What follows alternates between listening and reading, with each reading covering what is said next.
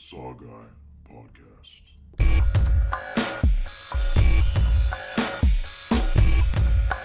Like scary movies. What's your favorite scary movie? Here's Johnny. We'll tear your soul apart. The boogeyman is real, and you found him. Game over, man. Game over. What do you want? I want to hear you scream.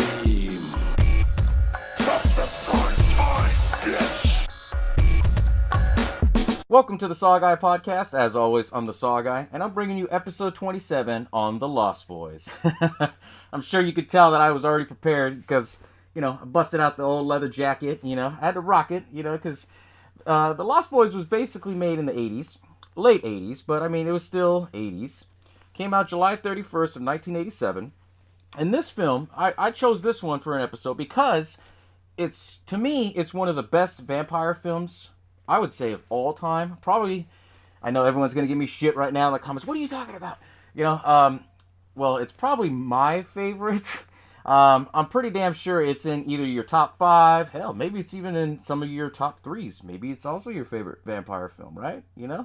But what's cool about this film is that there's a lot of little winks here and there onto it. And it's such a great fucking movie because it follows so many different things. And as always, like I do, I'm going to break down the film for you. Try not to talk too much into it. And give you my opinion and see what you guys think. And see if we share the same insight on it. Because, whenever you talk about vampire films, or at least people that I talk to, I get lots of messages almost every day. Everybody tells me, oh, you seen The Lost Boys? Oh, you seen The Lost Boys? Or what'd you think of that? So, I'm going to tell you what I all think. But anyways, if you haven't seen The Lost Boys, I'll break it down for you, like I said. It basically follows this story of a single mom who's just newly divorced. Her husband basically kept everything. And, she's a single mom and she has 2 boys. One looks like he's in high school. Jason Patrick, he plays the character Michael. She has a younger son who looks like he's middle teenage, a tweener. Corey Haim, and he plays a character named Sam. And they have a husky dog named Nanook. But anyways, the movie starts off. It shows like a deep flying like around the ocean and shit. And then it shows a bunch of these 80s looking people. Kiefer Sutherland, Alex Winter, and the 2 other guys that were in there. I can't remember their name. I always have all these notes and I'm like, fuck, I can't see my notes. But anyways, it starts off where they're in this carousel. They see this chick and Kiefer Sutherland, he basically kind of eggs on the guy and they start a little scuffle. Then the security guard, puts a nightstick on him and tells him, I told you boys not to come back. So he basically kicks him off the premises. And it's the end of the night. The boardwalk is closing. He's walking to the car. And then all of a sudden you see like these weird sound effects. And you don't know what it is, Spoiler alert, they're vampires. But if you've never seen this film, that's how it starts because it builds up this anticipation. And then it goes into the family moving from Arizona. And they're driving down to Santa Carla. Santa Carla was actually, actually filmed.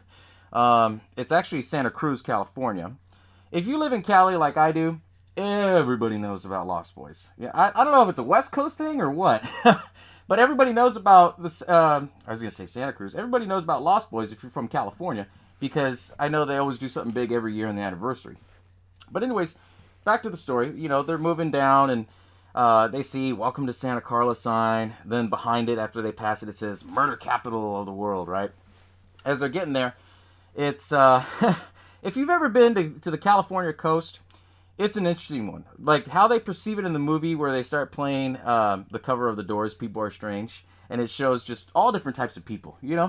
And it's really like that because it's I shouldn't say it's very freelancing kind of deal thing. But there's a lot of opinions out there. Let's just leave it at that, right? So they stop, they get something to eat, they see how the town is. They're driving up, and eventually they go and stay with the grandpa because, the mom, she has nowhere to go. Her name's Lucy. It's actually played by Diane Wiest. She plays the mom off of, what's that movie? Edward Scissorhands. And the whole story goes is that the 2 brothers, they're close. And later on throughout the day, as they start settling in, they start talking to Grandpa.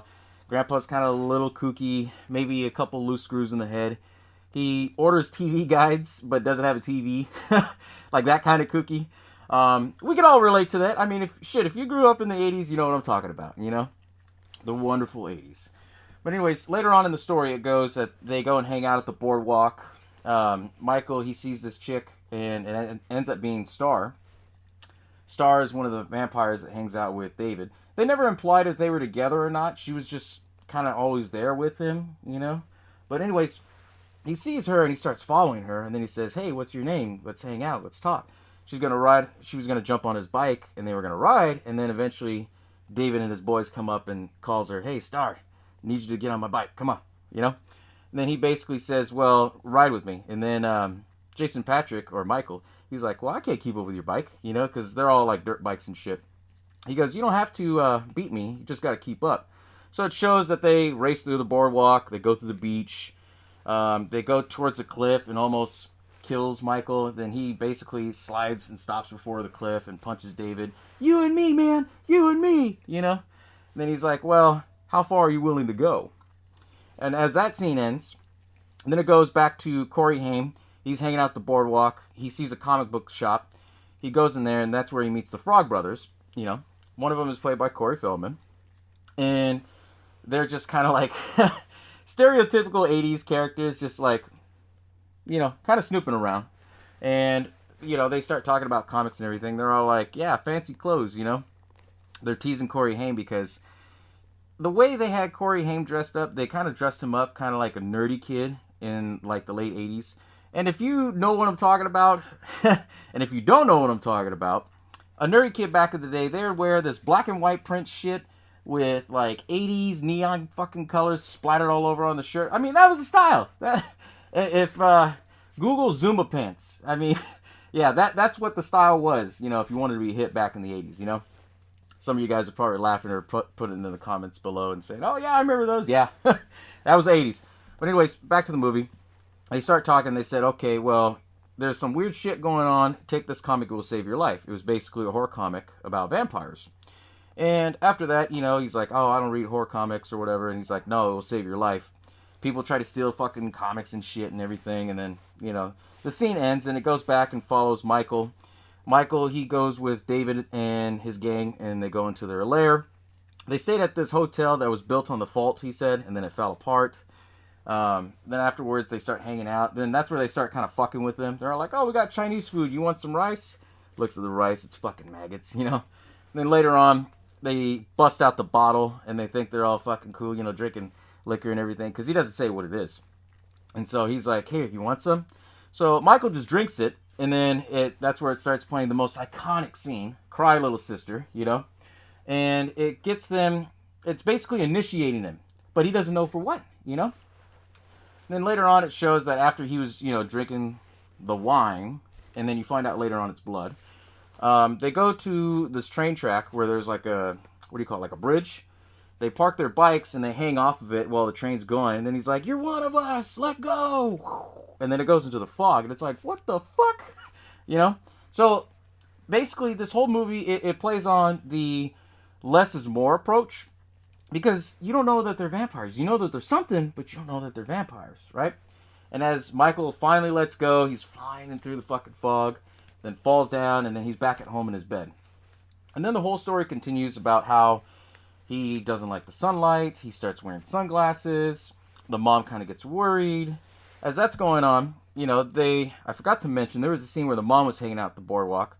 She goes and helps this lost kid, and this guy who owns a video rental store, he basically says, you know, oh, hey, you have such a loving heart, you need a job.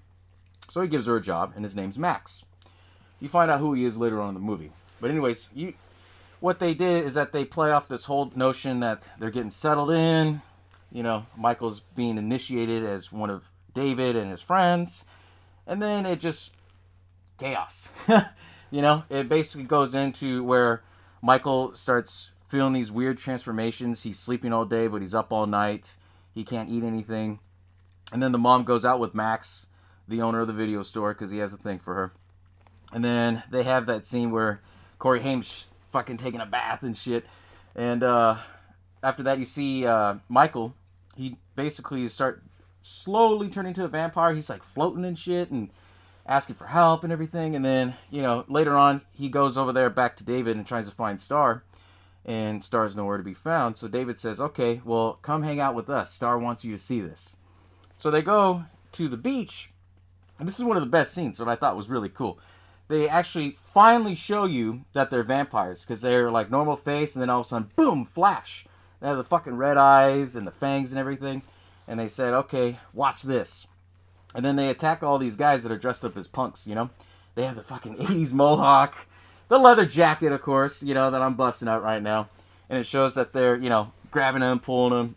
It shows Kiefer Sutherland. He bites the head of one of the dudes and fucking blood's gushing. And later on, he basically says, now you know what we are. Now you know what you're going to become. And, you know, you'll never grow old. You'll never die. But you have to feed. You know? Some cheesy shit like that, I think.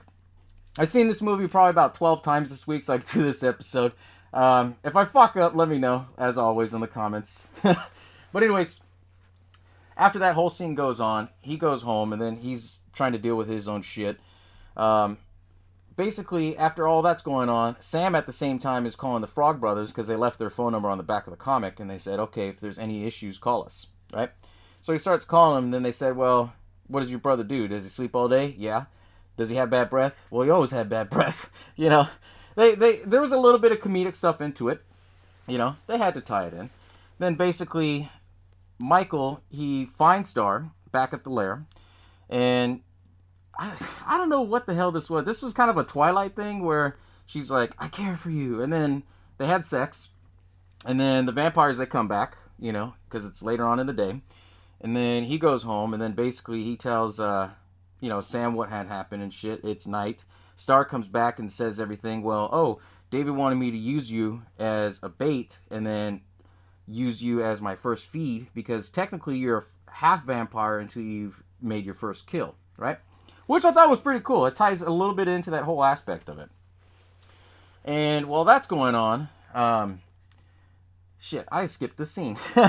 That happens after Max is invited over to the house. And Sam, he invites over the Frog Brothers. They try to do all these tests and shit to see if Max is the head vampire. For some reason, they thought he was a head vampire. So they give him, like, garlic. They give him Parmesan cheese, but it's, like, fresh ground garlic and all that shit.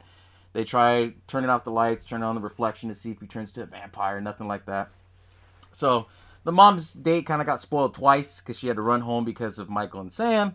Then the date got spoiled because of, you know, Sam and the Frog Brothers. All that stuff. But anyways, after all that happens, they make a plan to go after the vampires in the cave. So as they go in the cave, they figure out where they're sleeping at, and they're all hanging upside down and shit. And they stab Marco. Marco is Alex Winter. He's, most of you don't know the name Alex Winter, but if you know Bill from Bill and Ted, that guy, yeah. He was a Lost Boy. Isn't that crazy? I know. But anyways, they kill him first, because there's only 4. Then as they're running out, Kiefer Sutherland gets pissed and grabs Corey Haim's legs and start pulling him back. They pull his hand to the sun, and then he screams in pain. And then what I thought was pretty cool was the iconic scene where he pulls his hand back, grabs it, and then he's like, tonight. And then there's a fucking teardrop coming out. And that was pretty cool how they did that. They said it was because the contacts were fucking with his eye, but the shot came out just perfect that they just left it in the film. But anyways, they try to go and tell the mom. The mom thinks she's crazy. And she's going to go to Max's house and have dinner and all that shit. And they end up using the grandpa and telling him, hey, you know, your lady friend called, you know, I guess you guys had a date. So the crazy grandpa, he gets all ready and shit and leaves. As they get all that shit done, they go and they get holy water, fill up the bathtub. They fucking get tons of garlic and all this shit. It's very Home Alone-ish how they start setting up everything. Then they left the dog outside. And then Corey Haim gets all freaked out because he's like, fuck, I left the Nook outside. Goes out there, grabs the dog. You know, they do that cheesy thing where they're running back. They slip, they get up, they go back. I mean, you know, you have to have that. It's a horror film, right? And then later on, you see that Corey Haim and Michael, they get taken down by a vampire. And then you see that the Frog Brothers are going upstairs with Star and the little boy Laddie that they had with them. And they basically said, I think we should just kill her right now. She's a vampire. So as they try running around the house, the other vampire comes out and tries to kill him. You kill Marco. You're next.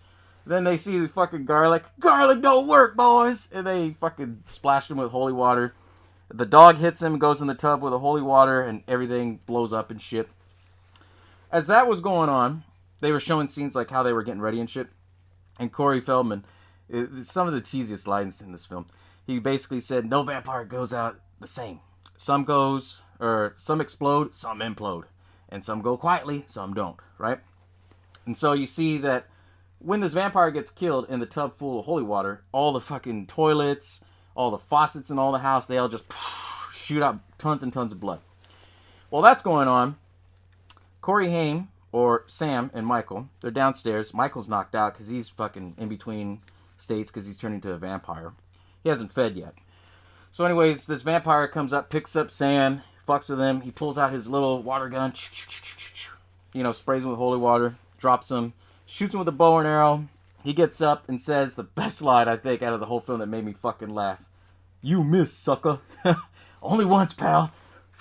And then, the arrow goes right through him, hits a stereo, gets electrocuted, blows up. That's that one right there. And then as they're going up and meeting up with everything, then all of a sudden David comes in and starts fucking with Michael. And then you have this big epic scene about Michael turning into a vampire, and it shows Michael actually transformed. And they start fighting and everything. And all basically David wanted to do was get him to join the club, join the boys, right?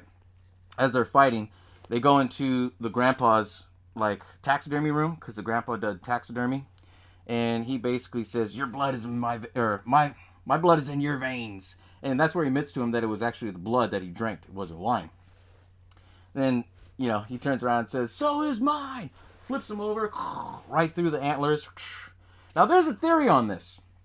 All the vampires were killed, except when David was killed, Kiefer Sutherland, the antlers went right through him, and instead of him blowing up or anything, a fucking white light comes on. It plays Cry Little Sister, and he turns back to normal.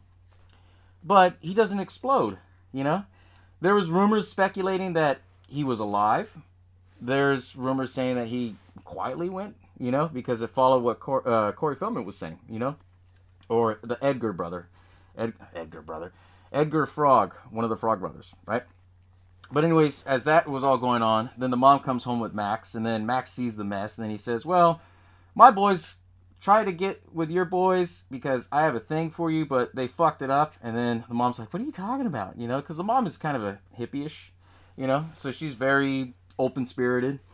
So he was like, well, I never changed my mind about that. I still want you, Lucy. And then you find out the whole time that Max was a head vampire. And he was trying to use David and his buddies to try to lure in Sam and Michael. That was the big climax of it. And as they're all fighting, they're all getting knocked out by Max and shit. And then all of a sudden, he grabs Sam, holds him in a headlock, and basically says, join me, Lucy. So as she's about to join him, and he was going to bite her neck, all of a sudden the grandpa comes with his funky horn sound car. Funky horn that he has on his car. Pushes him right through. He gets impaled, goes into the fireplace. Poof. All the vampires are dead at this point. Grandpa comes out. Everyone's all happy that they're okay. Grandpa's like, fuck.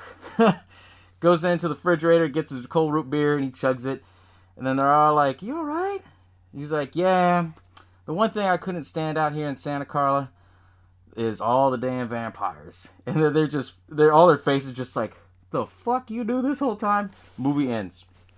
Great fucking film. It really is. I know I skimmed through it. I missed some parts. I'm probably reading it right now on the comments like, hey, you forgot about that scene. You forgot about this. I know. For time constraints, for 30 minutes, I know. But I wanted to get more points across because after doing my Lost Boy research, I wanted to throw out some little bit of tidbits, see if you guys remember this, or if you know this, actually. The whole movie, they don't call any of the vampires the Lost Boys. And this whole movie was actually a wink to Peter Pan. The whole story of Peter Pan, and even the dog's name, the Nook, was named after one of the Peter Pan characters. I'm not sure if it was the dog or whatever, because it takes off the old folktale of it. And then it basically, the tagline is even the same, sleep all day, party all night, never grow old, never die. You know what I mean? I thought that was a pretty interesting twist on how they did that. And then also, too, back into what I was talking about with David. David gets impaled. And the rumor was they were going to do a sequel to this film and do The Lost Girls with David somehow coming back and controlling. Well, he would bite a girl, and then she'd be like the leader of the group and everything, and he'd be a part of it. But that never happened. For whatever reason, I don't know. I mean, Warner Brothers owns the rights to it, and I don't know why they never did. I mean, because it did okay in theaters. It wasn't a smash box office hit. It didn't become a smash hit until it was released on VHS, and then it just blew the fuck up, because that's when you can rent videos, like more available, I guess you could say. VCRs weren't like $1,000. I mean, they actually were pretty up in price. I exaggerate that, but if you lived in the 80s, you remember, that shit was expensive, and you couldn't afford to go and buy videos, so you rented them, which made it a lot easier because you could still enjoy the films. And that's what basically drove the sales of the movie. Video rental places would buy a shitload of these films so that way they can make money on the rentals and all that. But that's how it became such a smash hit. They obviously, I won't talk too much into the sequels, but they did a part 2 and they did a part 3. Part 2 was to tie in the original Frog Brothers and Corey Haim. It's unfortunate that Corey Haim, he passed away a little bit after this film was made, and, had some issues going on personally that he couldn't go through, and that's why he was excluded from the second film. He didn't stay around long enough to do the third one. I think they honored the third one for him, but, I mean, the sequels were okay. I thought it was kind of cool that they had a lot of winks. Like, they got Kiefer Sutherland's younger brother to play the head vampire in part 2. But, anyways, back to the first film. The first film was great right off the bat. And it was great because you had great fucking acting, Kiefer Sutherland, he joined on because, they were going to have an, NXS band. They were going to have a couple of their songs on there. So he's like, oh, fuck it, you got that on there? Yeah, I'll join, That's how he got in. Jason Patric, he was kind of so well known, not too big. Corey Haim became big because, he had already starred in Silver Bullet and a couple of other films. Corey Feldman, he became a little bit more bigger because he starred in a lot of 80s commercials, and, obviously he went on to do Jason first, and then he became his own star in The Lost Boys. Then you had Alex Winter. Like I said, he was Bill from Bill and Ted. He got his start from actually a film, an action film, Death Wish 3, one of my favorite action films. He was like one of the gang leaders and stuff like that. So he already, he fit the type already with the role, since he already had been in that. But then you also have, Diane Wiest. She was pretty well known still, And then the guy who played Max, Ed Herman, he was pretty well known too, So, you had a good cast that knew what the fuck they were doing. And what was funny is that this film was originally done by Richard Donner, which, as production was going on, he backed out of it because he wanted to do Lethal Weapon. It was a different era. Lethal Weapon had, bigger main stars, I guess, and that's why he left to go and do that film and direct it. But, he did a lot of winks to it. Like, in the background, you see at the Wiltern Theater, The Lost Boys, showing The Lost Boys. So it was pretty cool. But once he dropped out, he still stayed on The Lost Boys as producer. And even in the credits, it says a Richard Donner production. And then it says, Joel Schumacher directed it. I know you guys are thinking, what the fuck, Joel Schumacher? Yeah, the guy who did Batman Forever and Batman and Robin. He also did Phone Booth, which starred Kiefer Sutherland as well. Hey, they keep it down the line, right? But what he did in this film, he originally, from all the research I looked into, they basically were saying that they wanted to do it as like a teeny, kind of more like the Goonies, more like teeny bopper, more kid friendly. But Joel Schumacher said, no, let's do it with more teen oriented, teen adolescence. And he hit it right on the nail like that,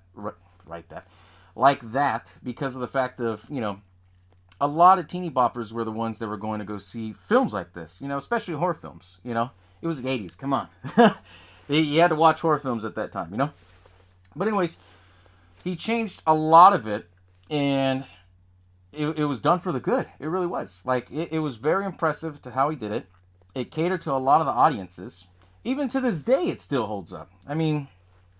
If you were to watch any modern vampire film, the only modern ones that I think have been good recently have been Let Me In or Let the Right One In.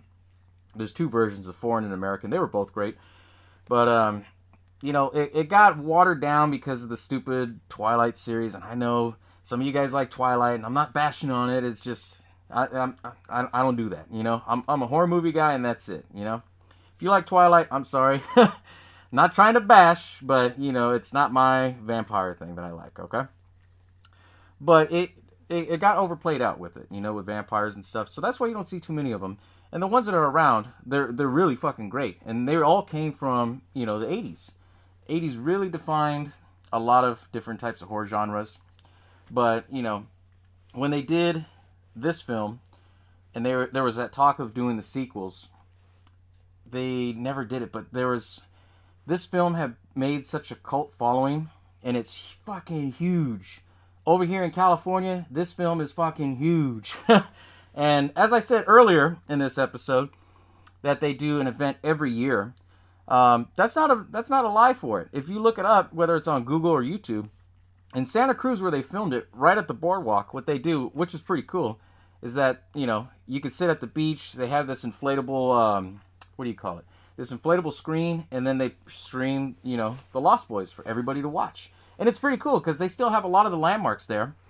The house that they filmed everything in, you know, the grandpa's house, it's still there. Unfortunately, because of the coastal weather, it's all condemned and shit and rotted out. So they had to block it off, unfortunately. But they filmed it at a country club, which is like on the top of the hill and nothing around it. Which is pretty cool because in the movie they made it seem like it's just this weird random house, you know. A lot of the, like, the Big Dipper rides, a lot of those old boardwalk signs, even the carousel's still around. Except I think the carousel, they don't have it outside. Now they have it enclosed to protect it and preserve the history of it. But, I mean, you know, with this film, it became really fucking huge in California. Because as soon as everyone saw the main landmarks of, you know, the Big Dipper, the, what do they call it? The Ferris wheel, you know, all the iconic scenes of the Santa Cruz Boardwalk, everybody knew, like, that's not fucking Santa Carla, that's Santa Cruz. But they couldn't call it Santa Cruz because, as I was saying earlier, there was a lot of, you know, missing cases. There was a lot of, you know, missing people. There's a lot of murders. It's in the central coast of California. So, basically, it's, at that time, especially in the late 80s, you had a lot of craziness going on, you know. So much in violence that it just, like, I don't know how to explain it. The violence was just so bad, and especially in a town like Santa Cruz, it's just, it actually did have that nickname. I wouldn't say murder capital of the world, but they had a lot of issues. And this movie played off of it. And when they came out and said, hey, we want to film it here, the people in Santa Cruz, I don't know if it was the Chamber of Commerce or something, they basically said, you know, you can film it here, just don't call it Santa Cruz because we don't want to, you know, kill off tourism or anything like that. So they named it Santa Carla. So I thought it was pretty cool, you know. If you've never been over there, a lot of the land sites and the filming locations are still there. And believe it or not, they're all adjacent, like, in vicinity of the actual boardwalk, you know, like the bridge scene. The house is on a trail, like, a little bit away from it. But the boardwalk and the beach and the stairs where they drive through and have the dirt bike race and shit, they still have that. And what's pretty cool is that every other year, I don't know if he still does it, but Corey Feldman himself will go out there for the screenings and stuff and meet the fans because he's a real cool, down-to-earth guy. I met him, the other Frog Brother, and Laddie a couple years, well, I was going to say a couple years. Shit, this is 10 years ago when they did Halloween Horror Nights.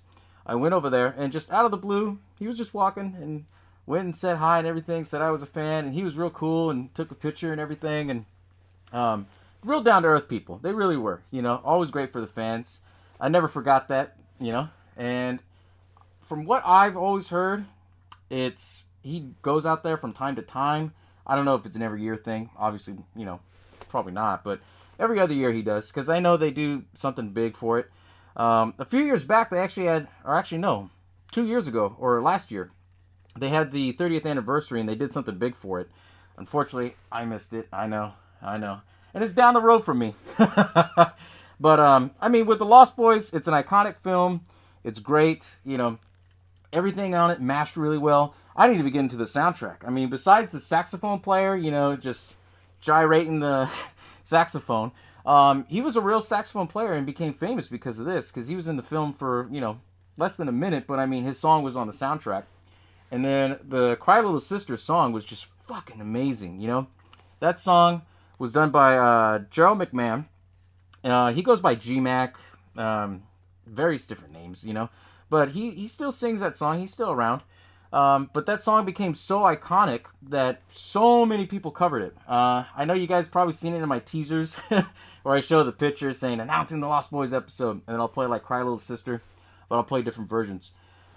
There's ones from metal bands like Season After. There's, independent bands, like Dead Roses. They did a real good cover, which I was like, whoa, okay, this is pretty cool. Aiden did one for part 2 for the sequel. The most recent one I like is the one from Marilyn Manson. He just released that about a couple months ago, and that one's just fucking amazing. Why he never did this cover years ago beats me. But, I mean, when you have a great soundtrack, you have great actors, you're going to make an iconic horror film. It's going to last forever, It really is, And even to this day, I still watch it. Even if I didn't have to do this episode, I still probably would watch it, But let me know in the comments below what you guys think. Do you still find the Lost Boys very interesting? Is it still one of your favorites? Is it one of your top vampire films? Or is it one of your top favorite horror films of all time? Shit, even 80s films, Let me know in the comments, because I'm always interested to know. I know a lot of people... There's mixed feelings between the sequels with part 2 and part 3 on one of them. But, as a fan of the film... I still went out and bought the movies, still watched them and everything, and still like them, But this film will always stand out. The first one, because it's just amazing. They did so great on the effects. Everything from, not just the way how they did the makeup, but the acting and just the way all around execution. It can't be redone. Or maybe it can. Who knows? There's talk about it. In my opinion, I think this would be great if they did a TV show. And it followed, the Frog Brothers when they were young, how they became vampire hunters, or how they first knew that there's vampires in Santa Carla. That'd be pretty cool, I know I've said that before somewhere, but if Hollywood's listening and they hear my idea, remember SaWGuy presented to you first, right? But anyways, thanks for tuning in, guys. I appreciate everything, and I'll catch y'all next time, okay? Bow down to